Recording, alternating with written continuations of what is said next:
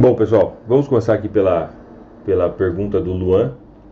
O Luan falou: bom dia, Diógenes, o senhor. senhor. Eu vou fazer uma análise do AutoCAD. O candle de sexta formou um padrão Stiling para venda, mas estou com receio de vender devido à intensidade da força compradora que formou recentemente. Ótima pergunta. Bom dia para todos e vamos lá. Então eu estou aqui com o AutoCAD no gráfico diário, tá? E a gente pode observar como existe uma estrutura. Essa é a primeira análise que eu procuro fazer sempre que eu vou analisar qualquer par, qualquer ativo financeiro, enfim. A primeira análise que eu procuro fazer é uma análise da estrutura. A estrutura é muito maior do que qualquer padrão de candle individual. A estrutura é mais importante, mais relevante do que qualquer padrão de candle individual. Isso quer dizer o quê?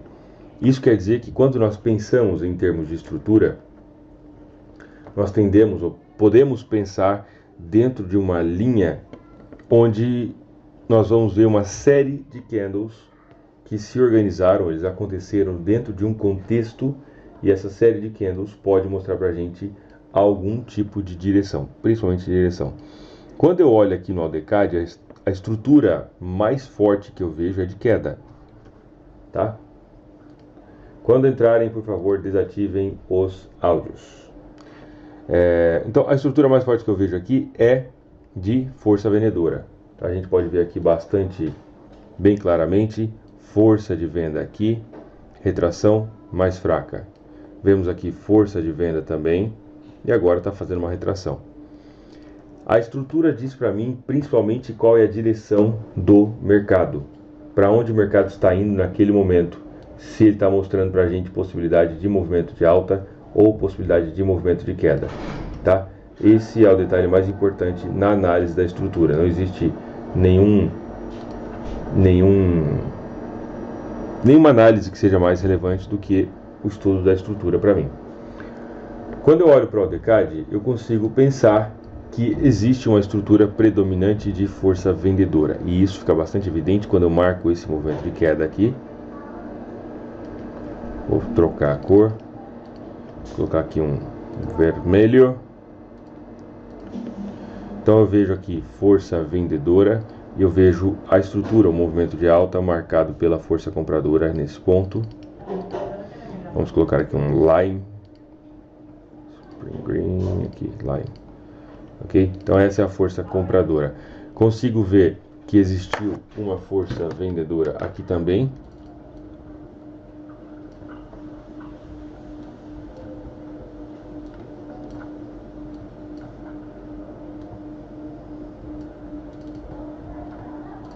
Foi menor do que a força de venda anterior, e eu consigo ver que aqui existe uma força compradora.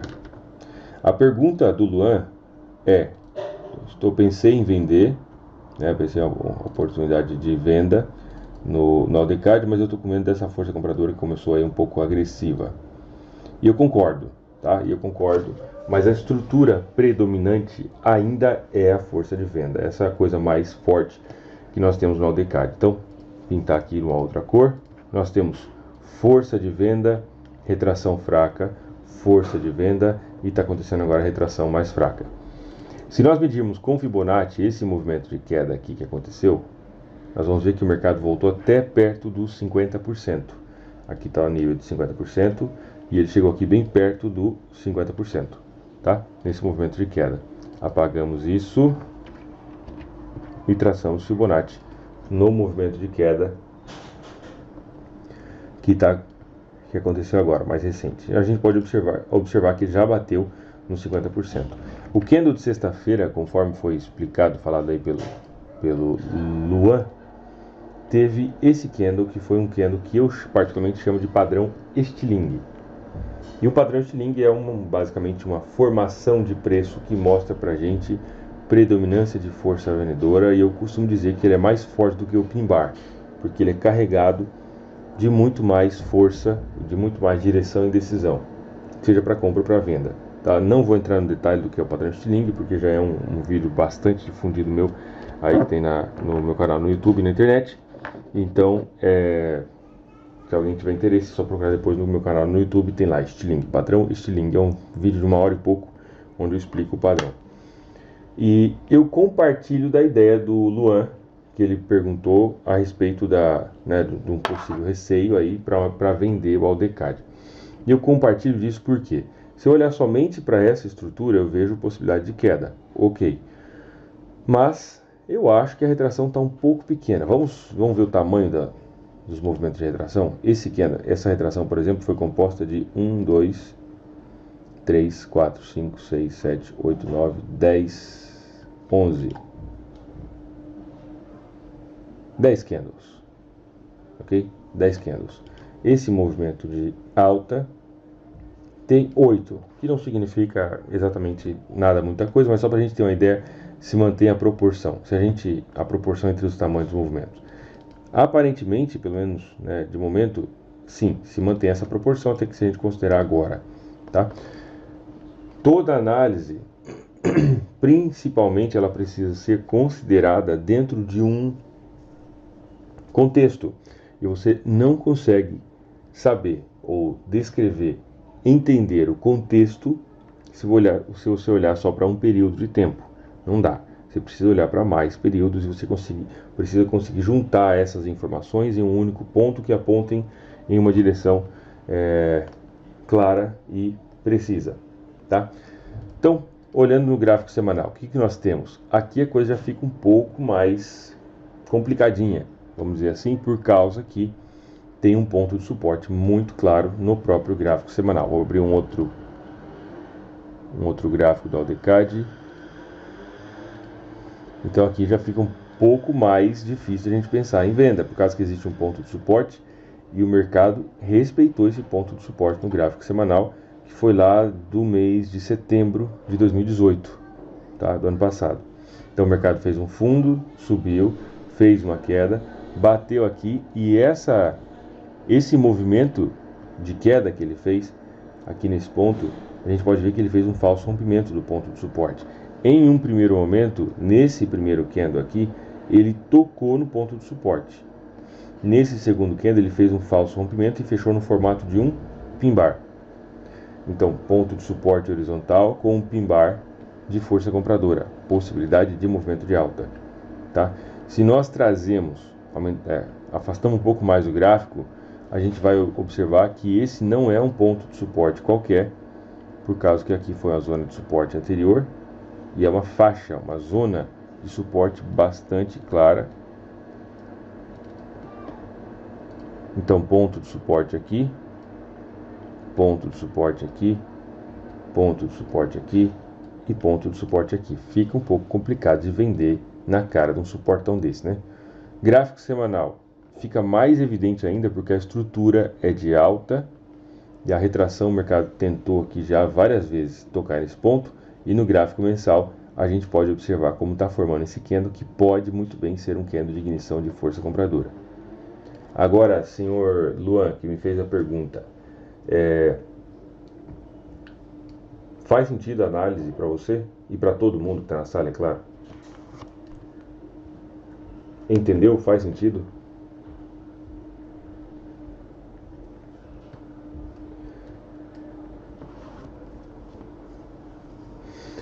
E, dentro dessa análise, o senhor gostaria de continuar vendido ou vendendo?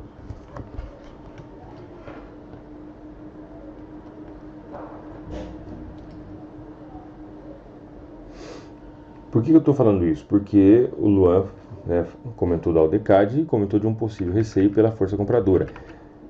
Ok, a análise pelo gráfico diário está ok, mas se a gente começa a aumentar os períodos, pegar lá do gráfico mensal, semanal, a gente vê que tem um ponto de suporte, que existe uma força compradora muito importante e que o mercado fez um falso rompimento do ponto de suporte.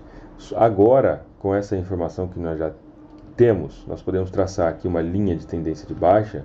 Nós vamos ver que o mercado começou o rompimento da linha de tendência de baixa no gráfico diário.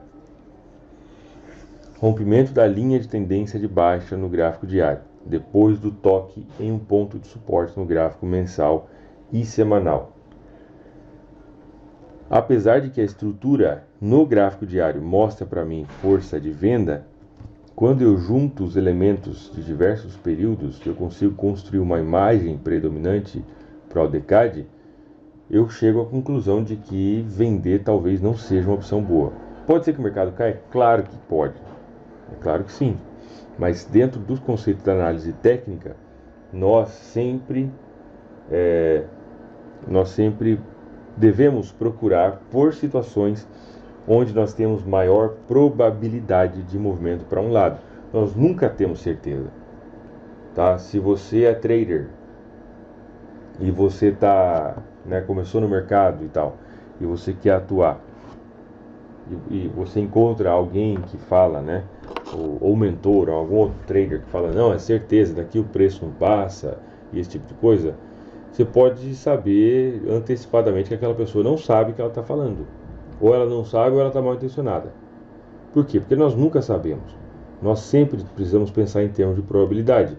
Como tem um ponto de suporte tão claro no gráfico semanal e mensal, e o mercado já fez um falso rompimento no ALDECAD do ponto de suporte, considerando também essa linha de tendência de baixa que já mostrou o rompimento para a gente aí que está aparecendo em azul, considerando a união de todas essas informações que a gente juntou de diversos pontos, eu consigo dizer que a probabilidade de movimento de alta é maior do que a probabilidade de movimento de queda. Qual porcentagem? Não sei exatamente, tá? Não entro nesse mérito, mas eu consigo entender que dentro dos estudos de price action, né, análise técnica, conhecimento do mercado, oferta e demanda, nós conseguimos entender que existe uma maior chance de movimento de alta. Ok? Pode ser que caia, claro que pode ser, né, acontecer algum evento macroeconômico inesperado, ou alguma mudança de taxa de juros, alguma coisa assim, pode sim fazer com que o mercado caia. Mas nesse momento, tecnicamente falando, eu vejo maior probabilidade de movimento de alta do que de queda. Ok? Beleza. Ótimo. Mais perguntas, pessoal?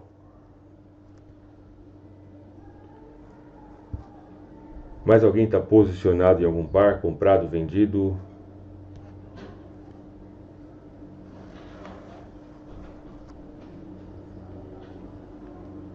Sim. Quem está falando?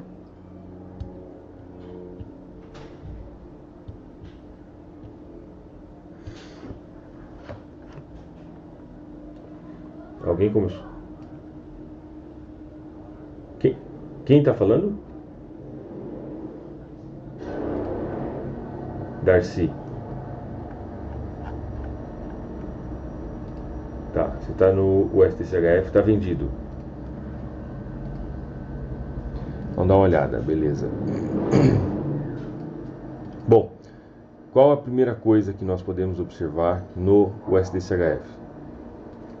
Primeira coisa que, igual falando da estrutura que eu estava falando no começo, né?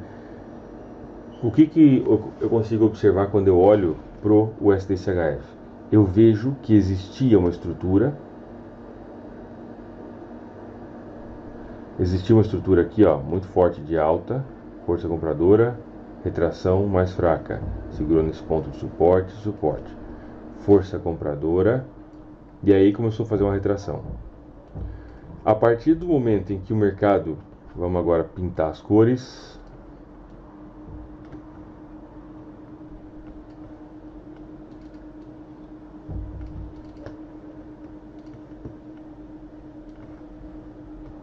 podemos pintar desse formato aqui. A partir do momento que o mercado começou a mostrar pra gente,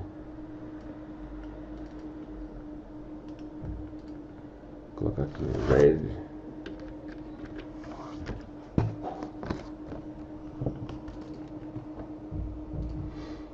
e esse movimento de queda, ele conseguiu ultrapassar o tamanho do movimento de alta anterior.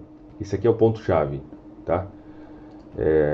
Existiu uma força de alta e uma retração mais fraca, força de alta, e aqui essa força de venda ela foi capaz de substituir essa força de compra anterior. Então vamos colocar números aqui para a gente entender. Esse aqui vai ser o movimento 1.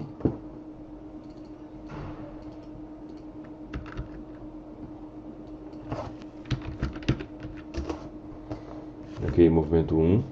Ó, vamos dar números aqui pro nome aos bois, porque aí fica mais claro, né? Movimento 2, movimento 3,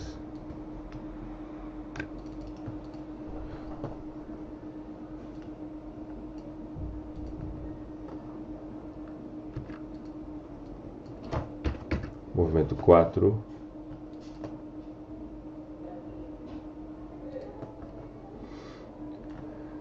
aqui tivemos esse movimento de alta,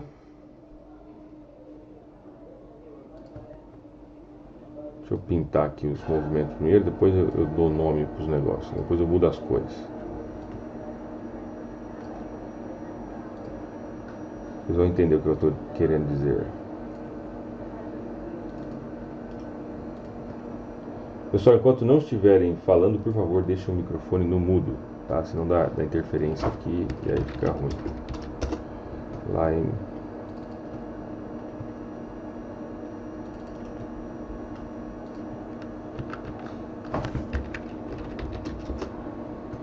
Ok. Muito bem. Eu acho que através disso aqui a gente consegue entender os movimentos, principalmente do mercado. Aqui 6, aqui 7 e 8. Muito bem. Do movimento 1 ao movimento 3, ó, 1, 2, 3, nós tínhamos uma predominância de força compradora. O movimento 4, ele substituiu toda a área que foi dominada pelos compradores no movimento 3. Vou falar de novo.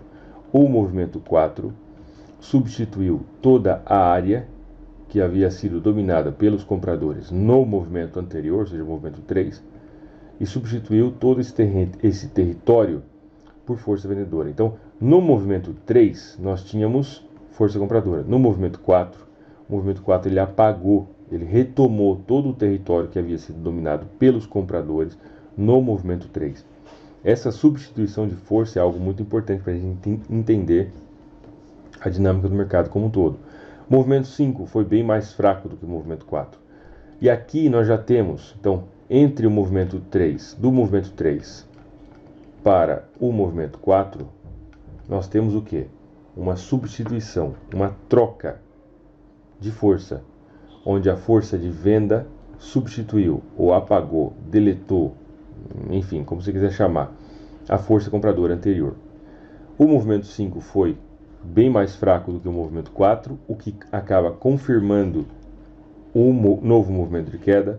O movimento 6 foi bem mais forte do que o movimento 5, o que também confirma para a gente a continuação do movimento de queda. O movimento 7 foi grande, mas ainda assim foi menor do que o movimento 6. E o movimento 8 foi quando o mercado começou a fazer o movimento de queda. Dentro disso tudo, o que nós temos? Apesar de que né, deixa eu pegar um outro gráfico aqui. Isso fica evidente, só que é claro, quando a gente põe as cores no negócio, tudo fica muito mais didático, mais fácil da gente conseguir entender essas trocas de força, tá? Considerando isso, e a gente vem aqui pelo gráfico semanal, a gente consegue observar, deixa eu afastar um pouco, a gente consegue observar que essa é uma zona de resistência importante para os vendedores, porque desde 2015, quando teve o Black Swan, lá foi a máxima foi lá enfim, do 15 de janeiro de 2015, deixa eu só confirmar se é isso mesmo, é isso aí. Desde essa máxima, o mercado não conseguiu passar, ele só fez falsos rompimentos dessa máxima, tá, do preço que estava lá. E aqui também, e agora ele chegou também novamente nessa zona. O que isso mostra pra gente? Que existe uma zona de resistência muito forte no gráfico semanal. Tá? Isso fica bem evidente pra gente, bem claro. Se nós olharmos no gráfico mensal, vemos que existe uma tendência, uma estrutura de queda muito forte acontecendo desde 99, mais ou menos, ano 2000. Tendência de queda muito forte, chegou na resistência, que essa resistência o preço nunca tinha conseguido passar A partir de 2010 ele nunca mais passou para cima desses níveis. E exatamente nessa zona de resistência acontece essa substituição da força que eu acabei de mostrar para vocês, onde a força compradora foi totalmente substituída pela força vendedora. Ok? E isso, dentro desse contexto, dentro desse cenário, onde existe uma zona de resistência muito forte no semanal, no mensal, eu só consigo pensar que sim, a direção predominante no USDCHF seja, pelo menos no futuro próximo aí, uma tendência, movimento de queda, tá? Temos alguns elementos, tem aquele linha de tendência de alta, mas ainda tem espaço para chegar.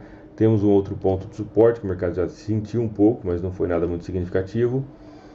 De forma geral, eu vejo que o SDCHF tem espaço para cair mais, tá? Sem muitos problemas, aí pode cair mais uns 200, 240 pips até chegar essa linha de tendência de alta. E depois, se conseguir romper a linha de tendência de alta, pode encontrar suporte nesse outro nível. Aqui foi resistência, aqui foi suporte e aqui pode funcionar como suporte.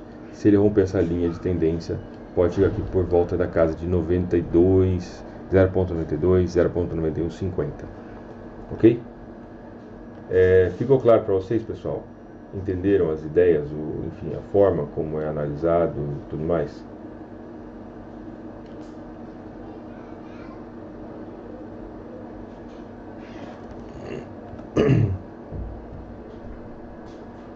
Bom dia, boa tarde, boa noite. Fala, senhor Robson Belli, tudo bem? Quem falou aqui? Josué.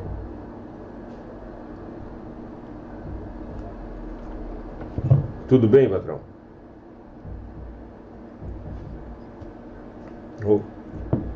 Opa, obrigado, é um prazer.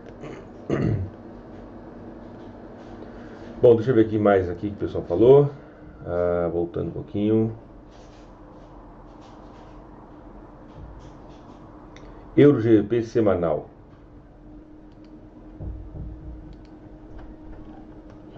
Tá, vamos colocar aqui Euro GBP.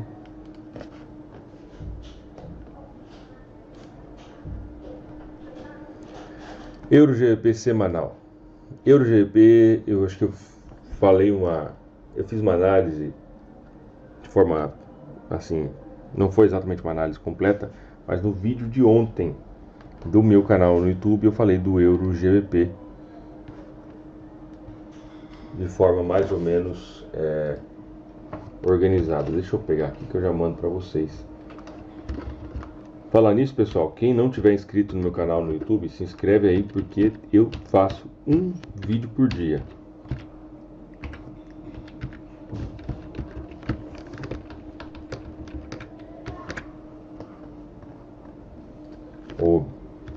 Beleza, muito obrigado. Ó, cadê aqui? Acabei de mandar para vocês, tá? É só entrar aí e se inscrever. Quem não tiver inscrito, se inscreve aí. Vamos falar do Euro GBP.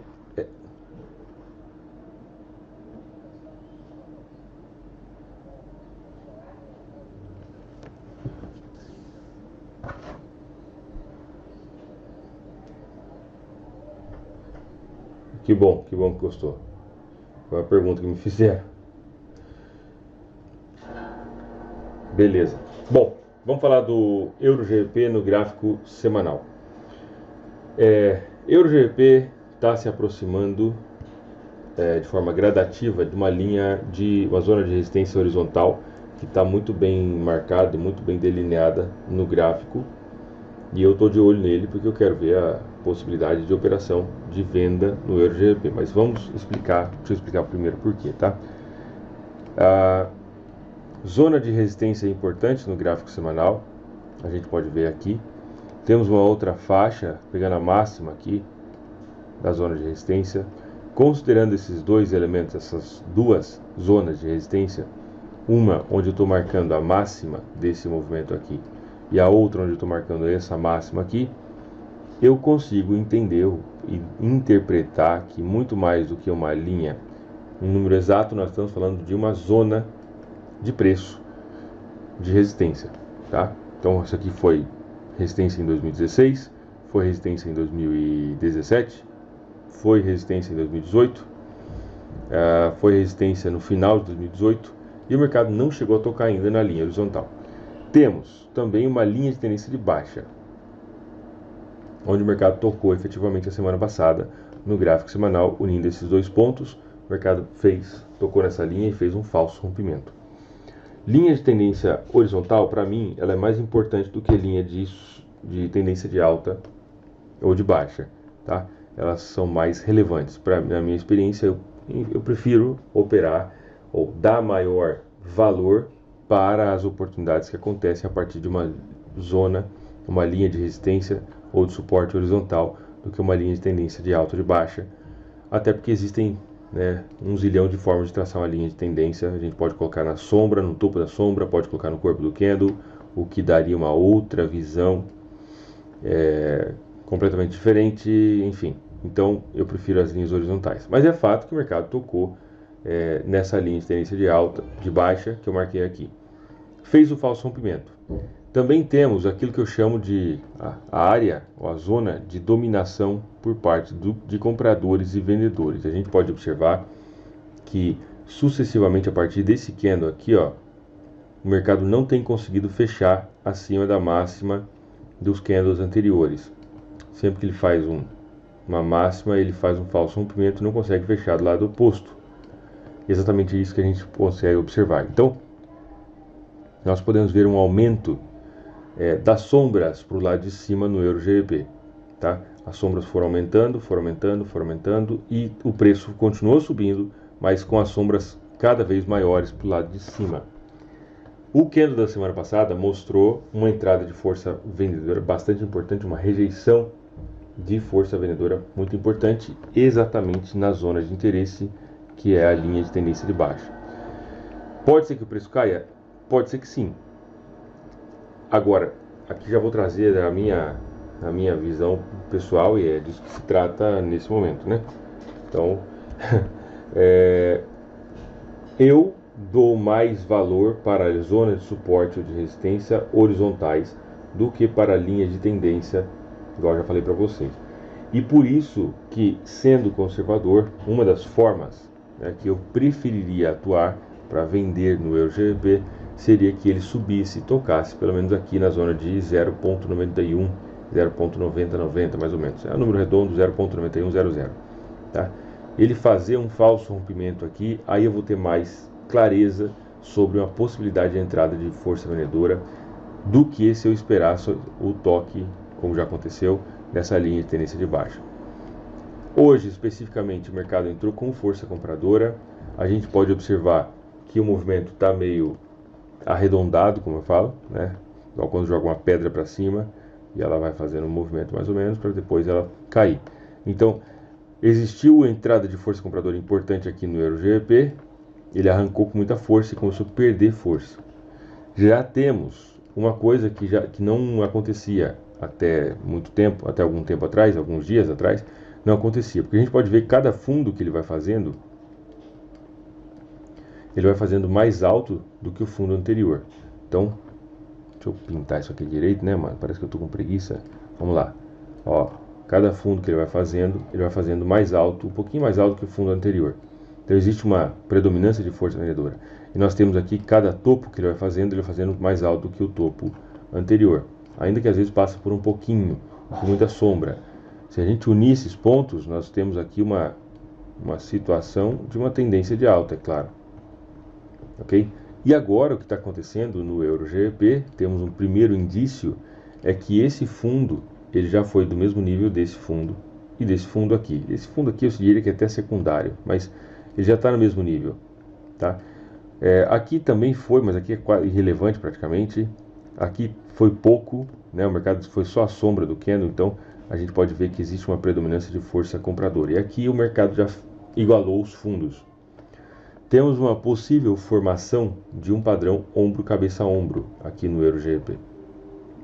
E existe chance de que ele suba, talvez até essa zona aqui, para que a partir daqui ele faça entrada de força vendedora para dar um sinal de venda aí no Euro GBP.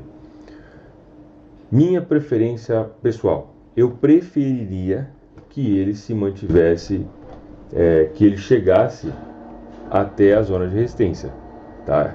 Eu ia ter um pouco mais de certeza. É possível que ele não chegue lá em cima. Qual é uma ideia? E agora já aqui, só um detalhe, tá? Vou mostrar para vocês como eu penso. Não estou dando sinal de compra, de venda, nada disso. Então cada um de vocês é 100% responsável por aquilo que faz. Mas como eu penso, a minha estrutura de pensamento. Se eu for tomar uma decisão no Euro GBP, no gráfico semanal, baseado nesse candle, junto com a linha de tendência de baixa, eu prefiro traçar uma Fibonacci nesse candle de cima para baixo e eu colocar uma ordem pendente de venda em 50% desse candle da semana passada, que vai ser aí por volta de 0.90002, mais ou menos, ok?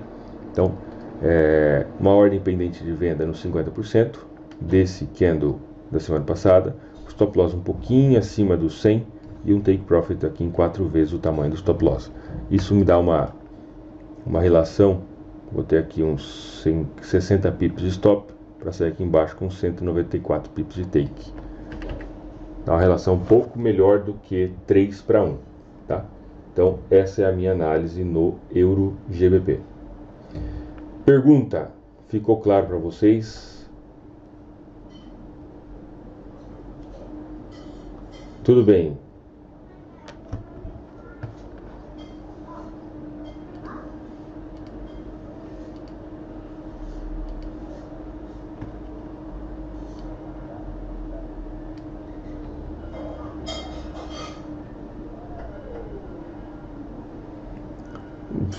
Completamente possível, mas enfim, qual que é a sua ideia?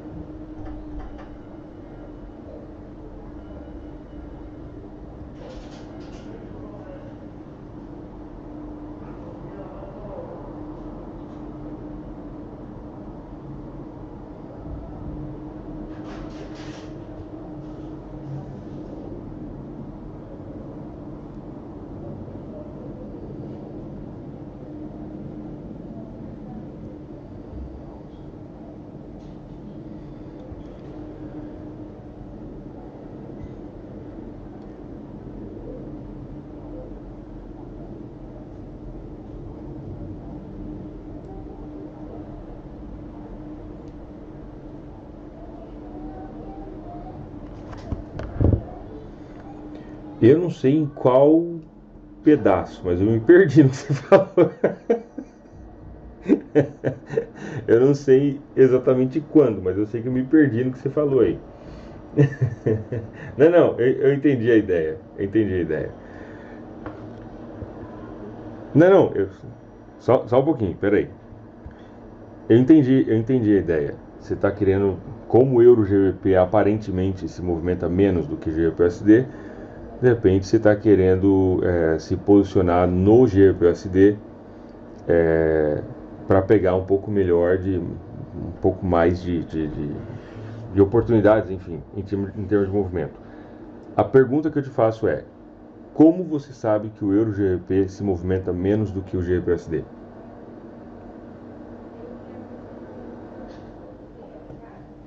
Sim, ou seja, como que você chegou a essa conclusão?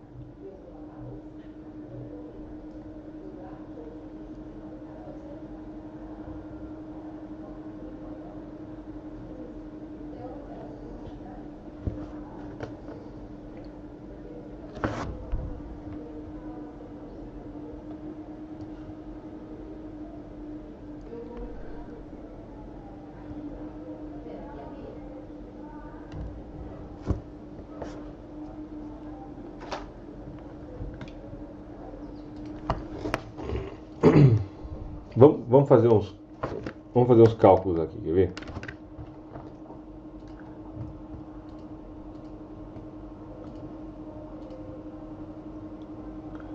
Ó, quer ver?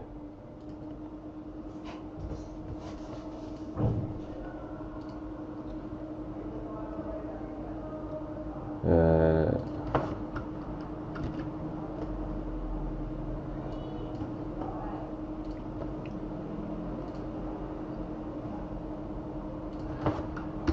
A melhor forma de você comparar volatilidade, a melhor forma não, é a forma que funciona, tá? A forma precisa, é através de porcentagem, tá?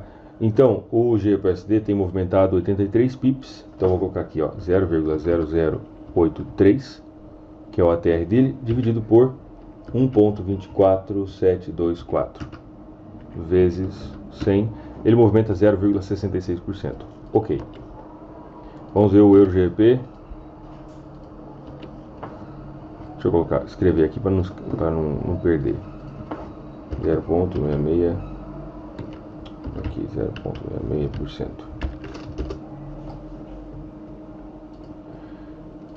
Euro GBP movimentado 41 dividido por 0,89908 vezes 100. Então o euro GBP tem movimentado 0,45% ao dia, a média. Podemos pensar em termos de correlação? Então, nesse sentido, eu só queria, enfim, certificar de que você estava vendo as informações através da coisa certa. Porque comparar pips, muitas vezes a gente se engana.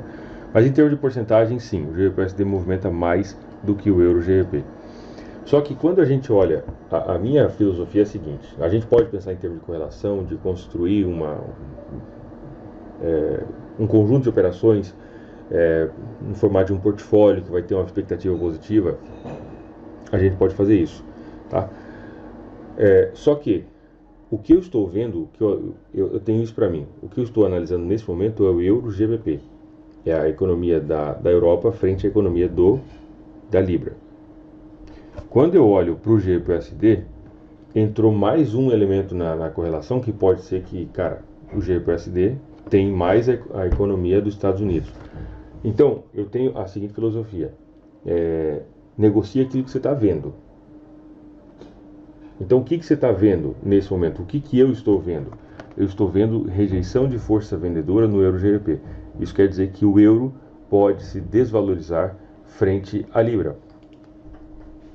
Então, dentro desse conceito, dentro desse contexto, sim, eu vou me posicionar a favor eu posso me posicionar a favor daquilo que eu estou vendo no euro GBP.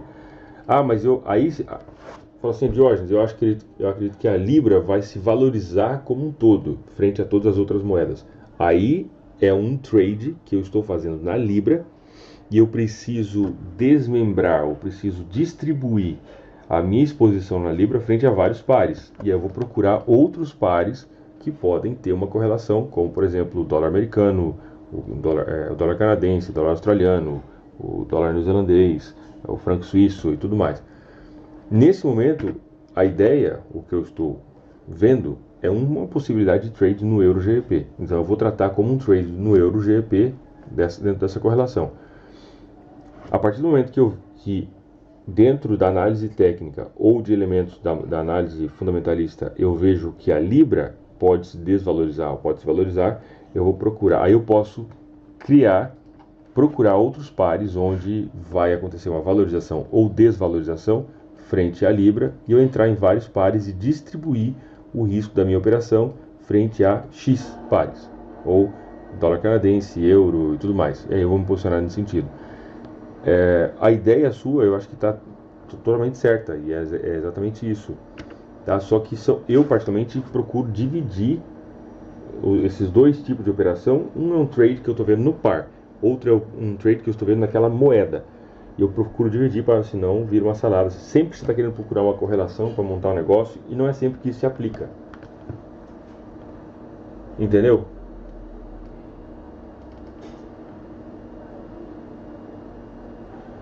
Beleza, deixa eu ver demais perguntas aqui. BRA 50, vamos ver o BRA 50 como é que tá.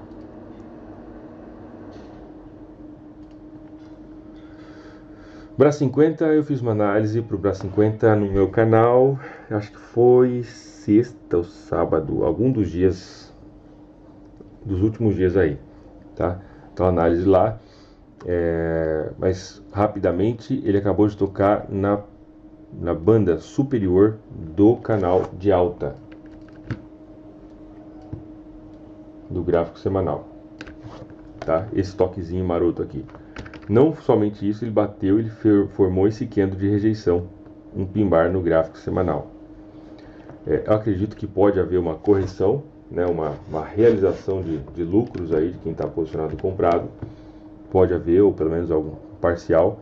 Pode trazer o preço para a zona de 100.500, né, de 99.500 a 100.500 mais ou menos, em um primeiro momento. Vamos colocar aqui a faixa dos 100 mil. Então pode haver uma retração até esse ponto. E acredito que o mercado faz uma retração um pouco maior, talvez até esse nível de 90 mil mais ou menos, aproximadamente. Aqui foi resistência, suporte, e dependendo da forma como ele retrair, pode levar um tempinho mais, pode ser que ele toque no fundo do canal para depois subir de novo. Então, em um primeiro estágio, primeiro momento, acredito que ele tem chance de cair até aqui, depois até a linha de tendência de baixa, de alta, e daqui ele já vai tomar uma decisão se ele retoma o movimento de alta. Mas eu acho que precisa de uma correçãozinha. Já faz um tempinho, já que ele está, já faz um ano, né, que ele está praticamente com alta sem retração muito significativa no gráfico semanal. Ok? O STJPY, deixa eu ver uma mensagem que passou aqui. Estarei viajando para Portugal e Espanha dia 15/8. Fico uma semana. Se tiver a oportunidade de encontrar com você, será uma boa aprendizagem. Rápido papo, como posso agendar? Depende, senhor Constantino. Para que lado que o senhor vai? Espanha é grande. Comprado no STJPY. Vamos ver. O STJPY. Oi, Flávio. Cadê? Deixa eu achar aqui o Flávio. Bom dia, senhor.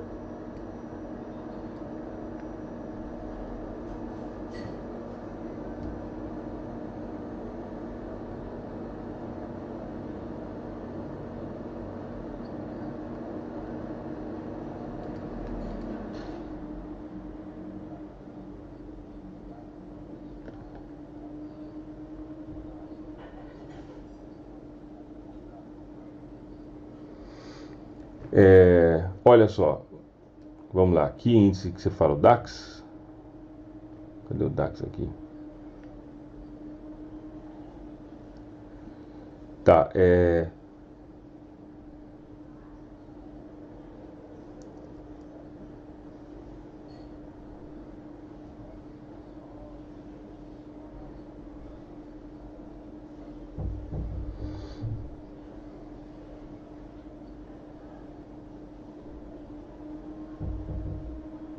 entendi. No caso, os índices aqui são CFDs, né? E tem vencimento. Cadê aqui? Deixa eu Ctrl U. Zero aqui. Aqui nós temos as especificações do contrato. Eu não tenho, não sei exatamente essa informação, tá? Mas eu acredito que é um derivativo, né? Não funciona a partir do lote mesmo, tá? Não tenho certeza a respeito disso, vou até me informar. Mas aqui tem várias especificações a respeito, talvez a informação que você procura está aqui. Até, cara, um mês e meio atrás, eu não me interessava por nenhum ativo que não fosse do Forex. Enfim, ficava só nas moedas. Aí depois que eu estive em Londres e estive no evento do Anton Crail e tudo mais, e conversei com uma galera, a viagem me abriu muito a minha mente para novas possibilidades e para novas formas de entender e interpretar o mercado, tá? E a partir de então comecei a estudar outros tipos de ativos, derivativos e tudo mais. Não estou operando ainda, então muita coisa que você me perguntar essa parte, como é que fala? Essa parte de execução por trás de derivativos e CFDs e tudo mais, eu ainda não tenho segurança para mim te afirmar. Eu tenho ideia, mas não tenho segurança para mim te afirmar isso. Com relação às moedas, né, eu tenho mais conhecimento, mas com relação às CFDs ainda estou adquirindo, acumulando informações nesse sentido, tá? Eu posso me informar e aí a gente conversa na quarta-feira, aqui mesmo, nesse mesmo horário, nesse mesmo canal. Você entendeu, né? Que também já é uma forma de você vir aqui na quarta-feira na aula. Mas enfim, eu não tenho problema nenhum em afirmar que eu não sei e de fato eu estou aprendendo, tá? Então tem muitas nuances, tem muitos detalhes que eu ainda não tenho conhecimento pleno para que eu possa, para mim falar besteira também. Eu acho que é mais bonito eu falar que não sei do que eu falar uma merda aqui, chutando depois não é. Então eu não sei, tá?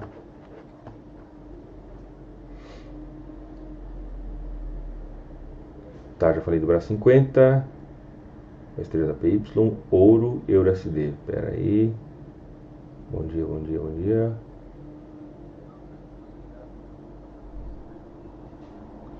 É nóis.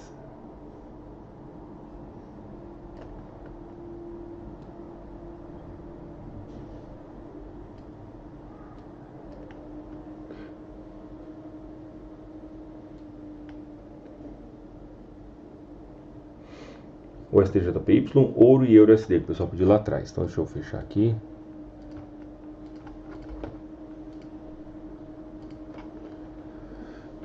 O STJPY, primeira coisa. Qual é a estrutura predominante no STJPY? Força vendedora. Força de venda, retração mais fraca. Força de venda, lateralização. Força de venda, e aqui já ficou um pouco estranho o negócio, né? Podemos inclusive medir esse movimento de queda como sendo nesse formato, e aqui uma retração mais fraca para cá, onde esse ponto foi suporte, e aqui uma zona de resistência, e aqui também foi suporte. Então vamos marcar isso com linhas.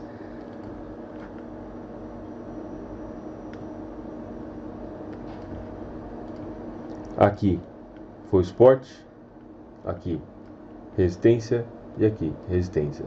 Estrutura de queda, entrada de força compradora, e aqui retomou a força de venda. Podemos pensar em possível venda? Sim, mas já tem um negócio aqui que me desagrada um pouco, tá? E esse negócio que me desagrada um pouco é o fato que esse fundo, apesar de que ainda talvez seja um pouco precoce de chamar ele de fundo, mas parece que sim, esse fundo já está ligeiramente mais alto do que esse fundo anterior. Essa força compradora está bem bacana, né? Essa força que entrou agora nos últimos 2 dias, entre sexta-feira e hoje. Pode ser que isso se mantenha, a gente não sabe. Pode ser que ele vá testar novamente essa zona de resistência para depois cair, ou para romper e continuar subindo. Buscando o contexto, nós conseguimos ver que existe, primeiro, tem um ponto de suporte muito claro aqui no gráfico semanal, tem uma linha de tendência de alta por aqui que foi rompida, tem essa outra por aqui. Não temos um ponto de suporte muito bem estabelecido para a gente pensar em possibilidade de negociação. Tem esse ponto de suporte que está mais ou menos, né? Até que tá bacana. Ó, aqui foi resistência, aqui foi suporte, aqui ele bagunçou um pouco e aqui ele não deu muita atenção. É toda uma faixa lá de janeiro desse ano, uma faixa de preço. Então esse ponto de suporte não tem muita, como é que fala?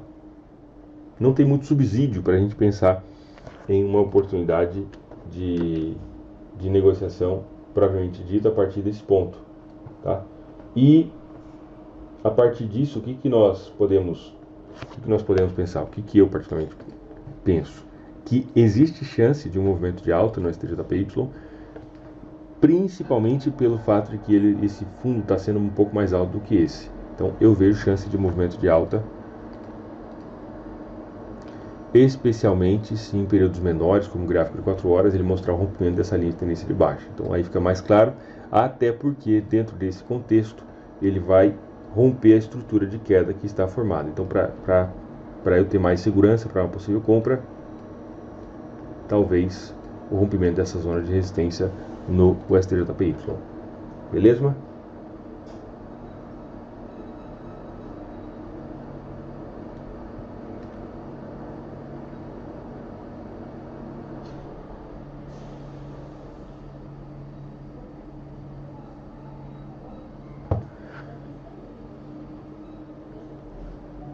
Próximo, o pessoal tinha perguntado, alguém perguntou lá atrás, o ouro.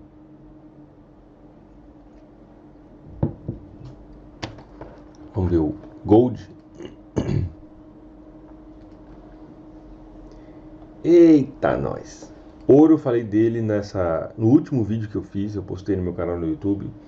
Eu falei sobre a questão da área de dominação por parte de compradores e vendedores, que isso é marcado através do excesso, o acúmulo de sombras para um dos lados, especialmente depois de um movimento de alta ou de queda. No gráfico semanal tem sombra bastante importante para o lado de cima e acúmulo de força vendedora. Os vendedores estão impedindo o preço continuar subindo.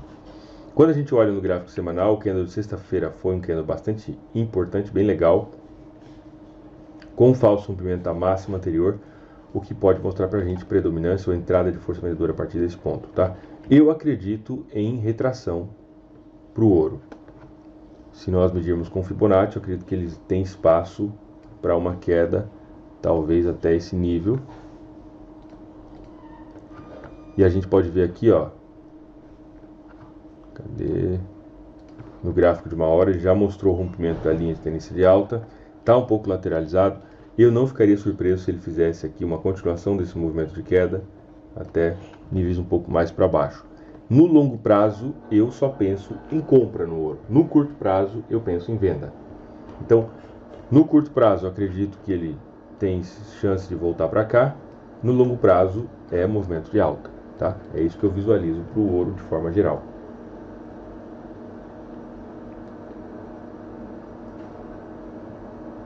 Sim, senhor.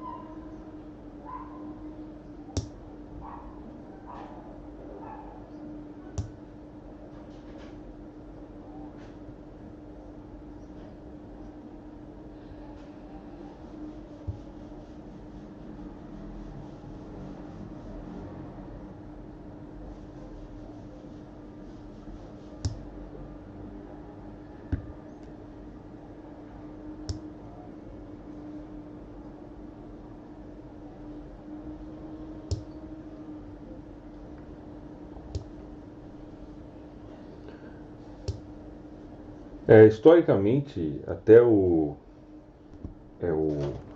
Bretton Woods, né, tinha a questão a extinção do padrão ouro e tudo mais, e o dólar passou a ser uma das moedas de reserva cambial do mundo.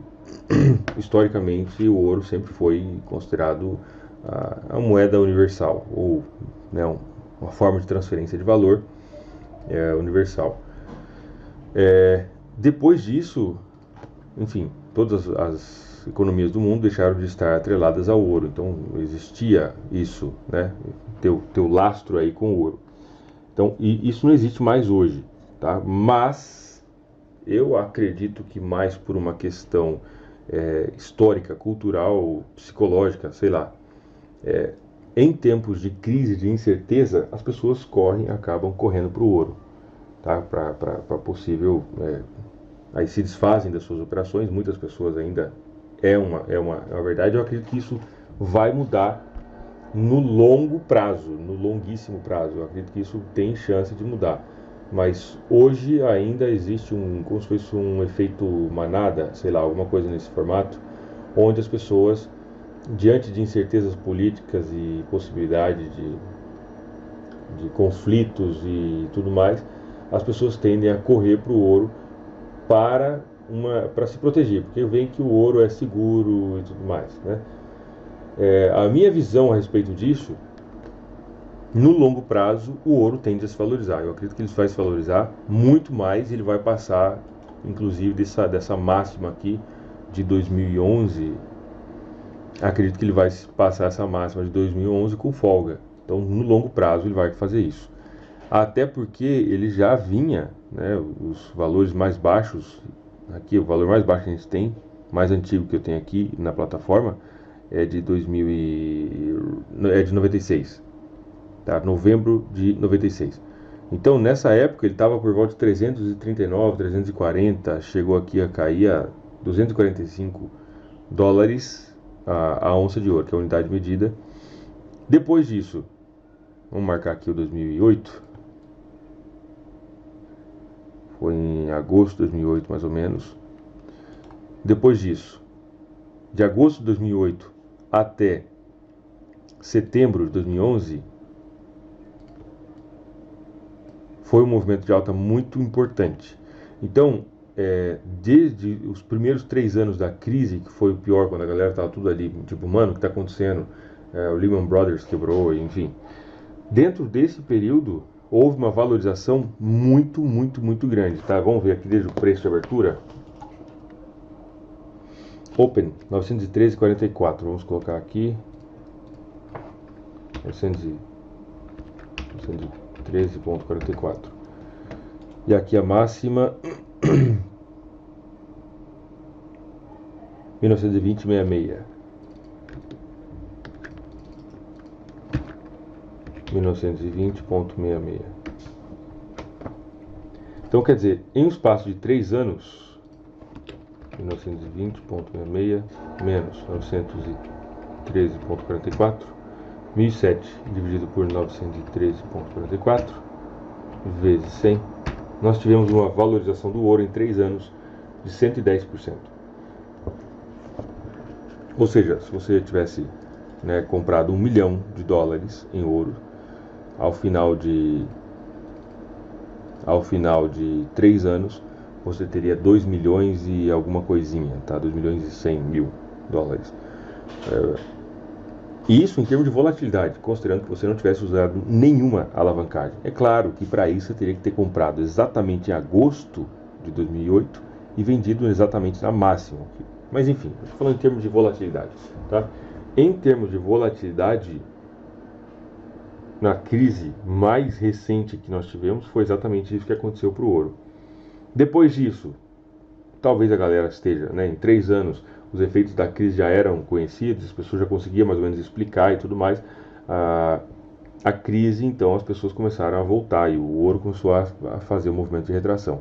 Agora, recentemente, ele fez o rompimento desse nível, que é um nível importante de resistência muito claro, por volta de 1.360 dólares. Fez o rompimento. Independente de qual seja o nome do conflito, tá? Ou o nome da crise, ou o nome da situação que a gente pensar para o ouro, eu acredito que ele vai subir no longo prazo. Agora, conforme aumenta os conflitos ou as tensões, possibilidades de conflitos ou incertezas, não somente conflitos, mas incertezas, a chance de uma corrida desenfreada para o ouro aumenta também. Essa é a minha visão. Tá? É isso que eu vejo para o ouro de forma geral.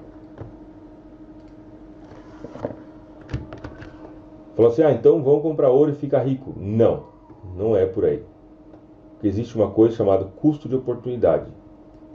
E é exatamente por isso que é o desafio. Porque, cara, a gente pode comprar ouro aqui esperando que ele chegue a comprar aqui, por exemplo, com 10 de alavancagem, esperando que ele dobre o valor. Então, se ele dobrar o valor com 10 de alavancagem, nós vamos fazer 10 vezes o capital. Eu coloco lá 100 mil dólares, uso 10 de alavancagem, que não é uma alavancagem muito grande, e espero ele dobrar de valor. 100% de valorização vai representar 1000% de lucro, porque eu estou utilizando a alavancagem de 10 para 1. Então, eu coloco 100 mil dólares e em 3 anos, vamos dizer que esse cenário aqui se repita, de 2008 a 2011 se repita de agora para frente, nós vamos ter uma situação, você pode transformar 100 mil dólares em $1 milhão em 3 anos, o que é muito, muito massa, uma alavancagem que nem é tão grande assim. Só que a gente pode errar o timing. E dinheiro parado, o custo de oportunidade também precisa ser considerado. Porque a pessoa que comprou ouro aqui esperando que esse valorizar eternamente, igual muitas pessoas fizeram com o Bitcoin, o dinheiro voltou. Aí ou você realiza o prejuízo, bota o prejuízo no bolso, ou segura. Se você, uma pessoa que comprou, e eu tenho certeza que muita gente fez isso, comprou ouro por aqui, lá em 2011, esperando que ele ia chegar a 3 mil dólares, a 5 mil dólares, a 15 mil dólares a onça, vamos dizer, nesse formato, ou o cara realizou o prejuízo e botou o prejuízo no bolso, ou ele está segurando o negócio até agora e esse dinheiro está travado. Então, a questão do tempo é importante, tá? Não é somente assim, eu acho que vai valorizar, então eu vou comprar e deixo o negócio aqui. Por isso que a gente precisa por mais que a gente às vezes tenha uma análise, uma opinião fundamentalista ou macroeconômica em cima de um determinado ativo, a gente precisa de price action, a análise técnica, para que a gente consiga filtrar as entradas. Talvez nesse momento a gente esteja diante de uma possibilidade de alta no ouro, só que eu acho que antes dele subir mais, ele vai fazer uma retraçãozinha pequena para depois ele ganhar mais velocidade. Essa é a minha análise do ouro de forma geral. Entenderam, pessoal?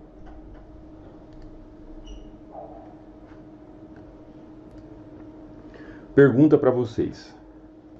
E agora, quem quiser participar, pode responder. Que livro vocês leram a respeito do mercado e que vocês gostariam de recomendar? Eu estou gravando essa aula, então essa aula vai para o YouTube. Então a sua recomendação pode ser que vai ajudar outras pessoas, né, com recomendação de livros e tudo mais. Trading in the Zone. Quem falou? Fala, Flávio. Rápido e devagar, vamos lá. Então, por favor, escrevam aí no chat. Eu vou colocando aqui a lista dos livros que vocês leram e que gostariam de recomendar para quem está começando. Rápido e devagar. Daniel Kahneman. Sim, bom dia. Fala, John.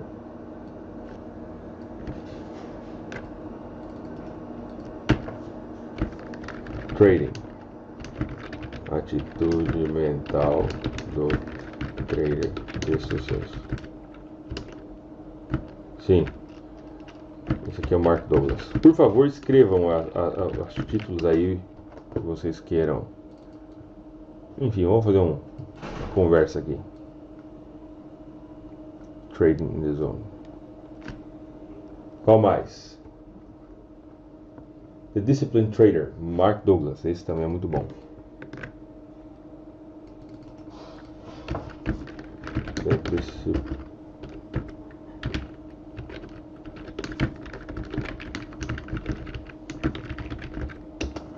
Mark Douglas. Trading the Zone. Trade Like a Casino. Esse eu não vi. O Luan, quem que escreveu isso? Quem que é o autor?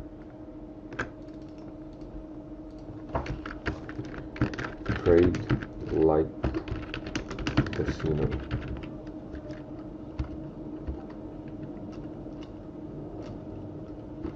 Antifrágil, do Nassim Nicolás Taleb. Nassim Nicolás Taleb é um cara fora da curva. Tem umas ideias que eu falo, mano, esse cara é muito foda. Ele era trader também. Não sei se era trader ou agente de investimentos, enfim.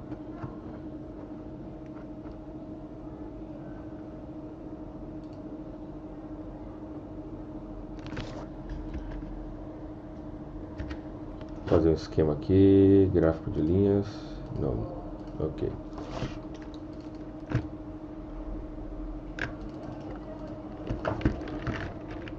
Antifrágil. Nassim Nicolás Taleb.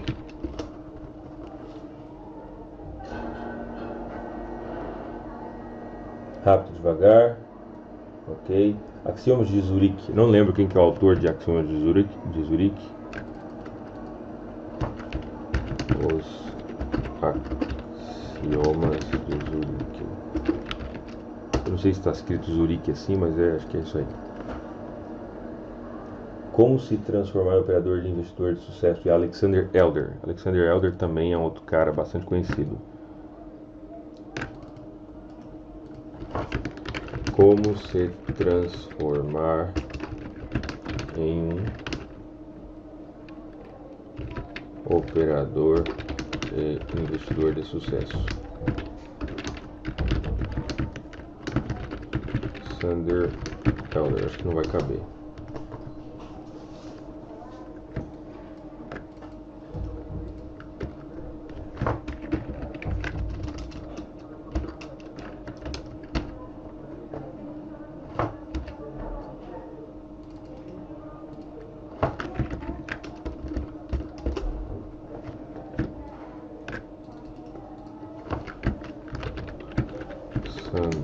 Elder.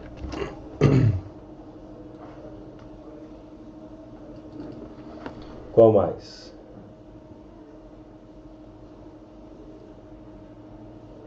Richard Wiseman. Forex, aprenda a investir de maneira responsável como um profissional. Eu não sei quem que é esse. Ah, tá. O Alexandre Ragusini. Eu conheci ele em um dos CBTs. Max Gunter. Muito bom. Tem um outro livro que agora eu vou comentar para vocês, que é do Nassim Nicolás Taleb. Eu tô lendo. É muito bom. Chama Arriscar a Pele. Tô com ele aqui do meu lado. Nassim. Eu comprei ele em Portugal. Não sei se tá fácil aí o acesso a ele no Brasil. Mas sim. Em Cascais, ó. Muito bom. Eu tive em Cascais em março, acho. Tive em Cascais.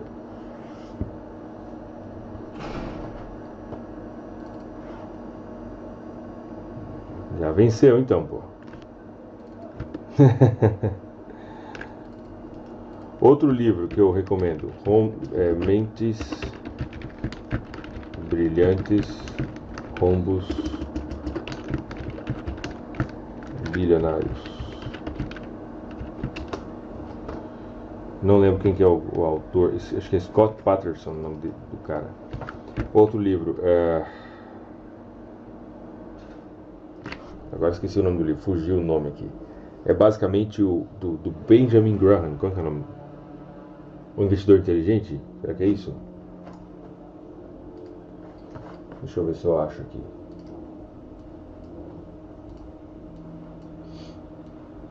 Eu acho que é isso. O Investidor Inteligente.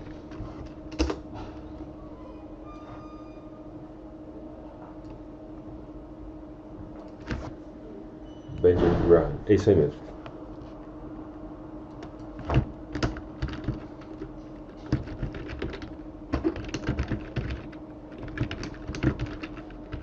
Benjamin Graham.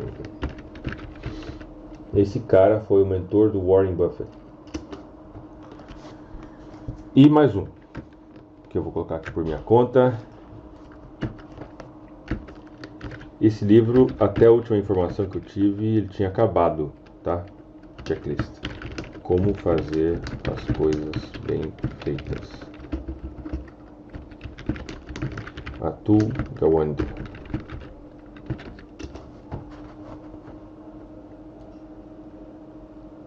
E mais um, só mais um, hein? Aí chega, porque senão também ficar aqui o dia inteiro falando de livro e... Os desafios, a força de vontade. Kelly McGonigal. Tá aí, ó, para quem quer uma indicação de livros, todos esses livros têm a ver com o mercado financeiro e pode melhorar. Alguns não tão diretamente com o mercado financeiro, né, mas que te ajuda a entender o funcionamento da mente e como você toma a decisão no mercado, tá? Vamos lá. Diógenes, operar a abertura de Londres aí é bem diferente? Só a questão de acordar cedo, Abel. Mais nada. Só que aqui você não precisa pular cedo, né? Como eu estou uma hora além de Londres, então a abertura de Londres para mim acontece às 9 horas da manhã.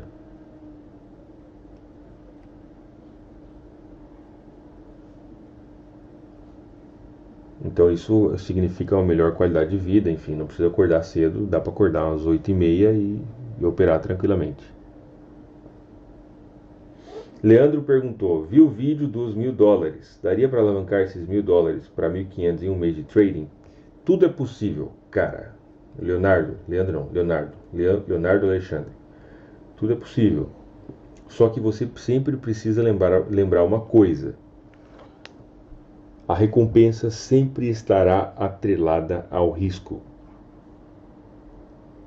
A possibilidade de ganho sempre estará atrelada à possibilidade de perda, mais ou menos na mesma proporção. Então dá para você pegar o 1.000 e levar para 1.500? Dá. Só que você tem que saber muito bem o que você está fazendo e tem que saber que você vai estar incorrendo, você vai estar aceitando um risco de proporção mais ou menos igual ou maior do que aquilo que você está para ganhar. Então todo ganho está atrelado a uma possibilidade de perda. Toda recompensa está atrelada a um risco.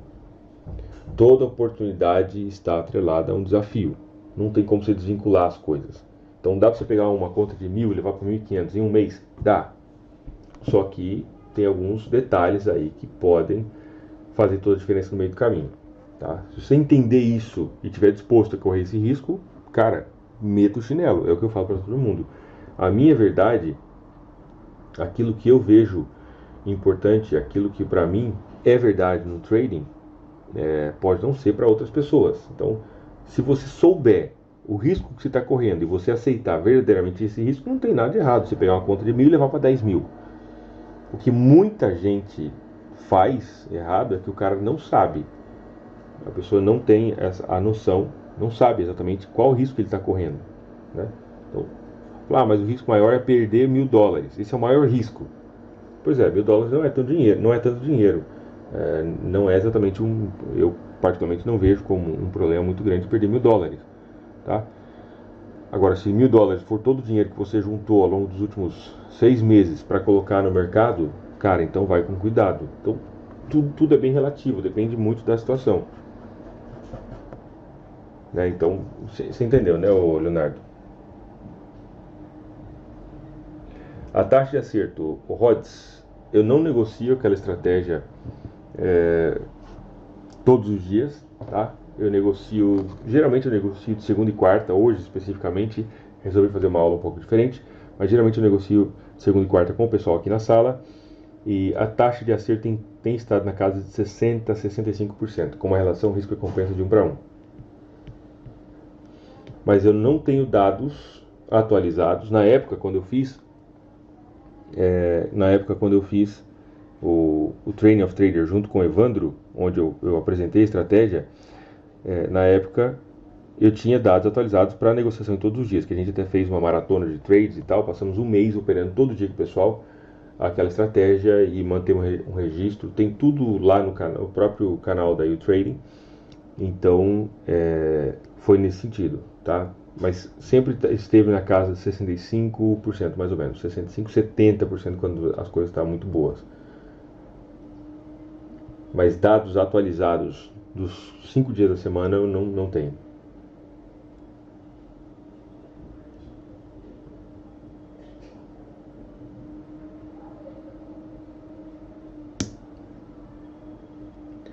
Pergunta para vocês agora. Nós estamos em 45 pessoas na sala. Quem de vocês nunca fez nenhum curso de Forex?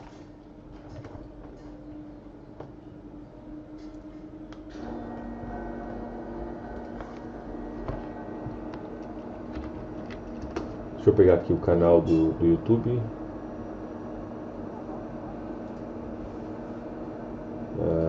U-Trading, cadê aqui? U-Trading.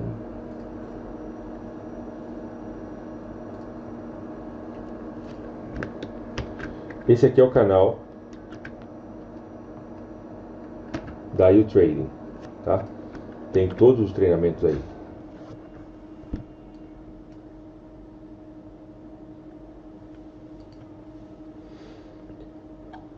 André, Sérgio, eu. Curso pago nenhum. Eu só acompanho os canais das aulas ao vivo. Ok, eu nunca fiz. Televisão, estou fazendo com um cara chamado Diógenes. Ok. E como vocês aprenderam? Os que não fizeram, conheço. É gente boa, dormindo.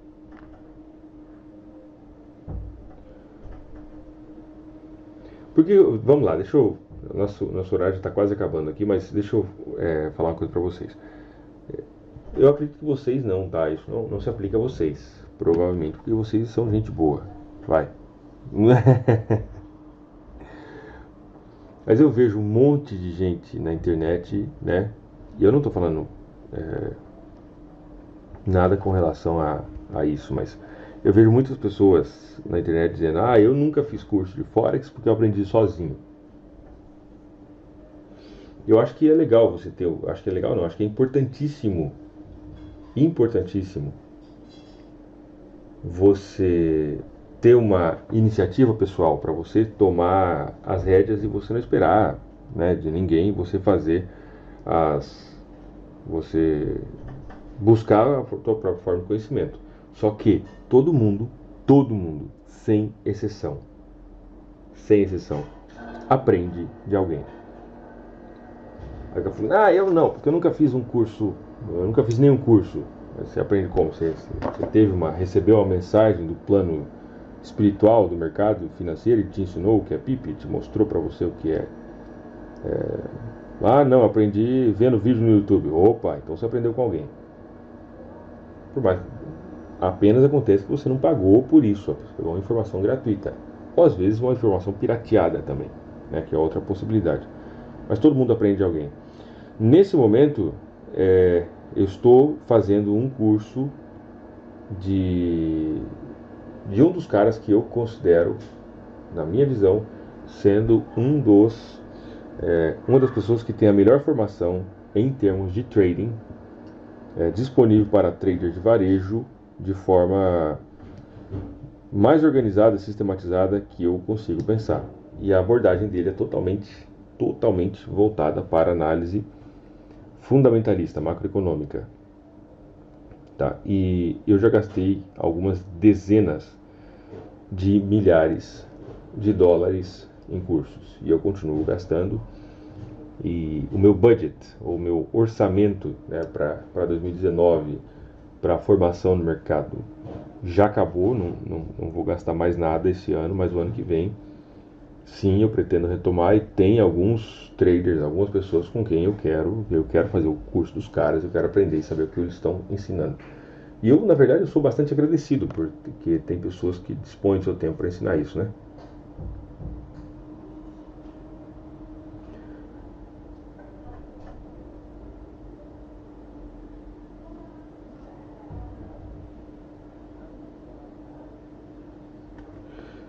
Sim, senhor.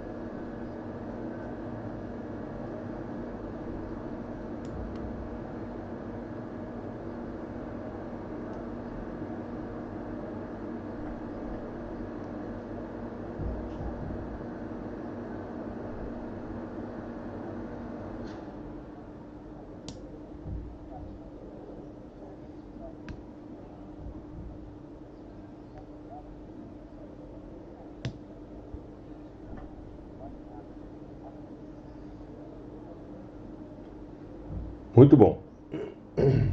Eu concordo 100% e eu acho 100% válido. E eu, né, um dos cursos, eu acho que até agora foi o melhor curso que eu já fiz na minha vida. É o do Hector DeVille. Aprendi muito, alguém falou do site do Baby Pips. Aprendi muito de Price Action no site da Baby Pips. Aprendi bastante. Seguindo aquele cara, esqueci o nome dele agora.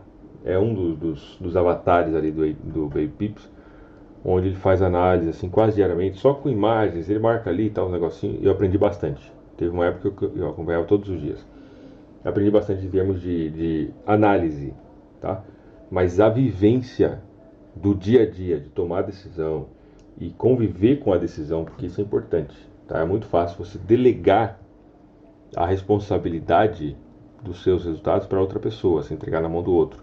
Então, quando você toma uma decisão, quando você decide pôr o pé no mercado, e você faz isso ao vivo, e você faz isso antes que o mercado se desenvolva, porque é muito fácil você pegar um gráfico, marcar os pontos, né?